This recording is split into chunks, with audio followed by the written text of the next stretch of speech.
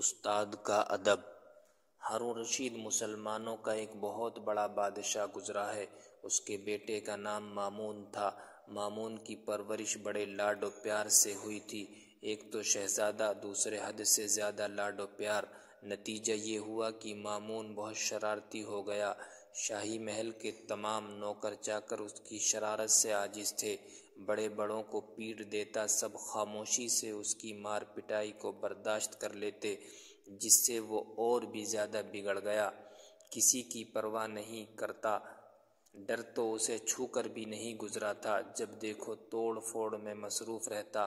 مامون جب ذرا بڑا ہوا تو اسے پڑھنے کے لیے ایک استاد رکھ دیا گیا۔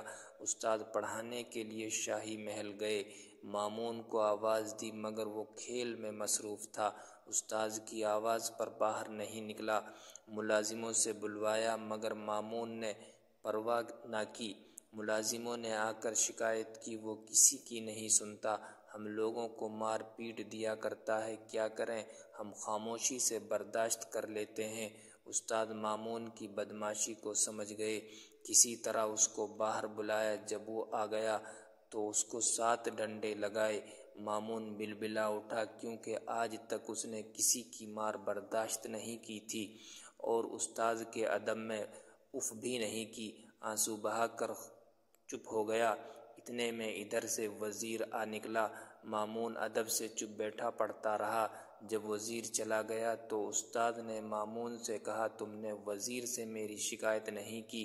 مامون نے کہا، اچھے استاد، آپ نے مجھے میری بھلائی کے لیے مارا تھا، میں کسی سے کیوں شکایت کرتا؟ وزیر تو بھلا وزیر ہے، اگر خود میرے والد جو بادشاہ ہیں، اگر وہ بھی خود آ جاتے اور مجھ سے پوچھتے تب بھی میں شکایت نہیں کرتا۔ اس سے آپ اندازہ لگا سکتے ہیں کتنا ادب انہوں نے استاد کا کیا۔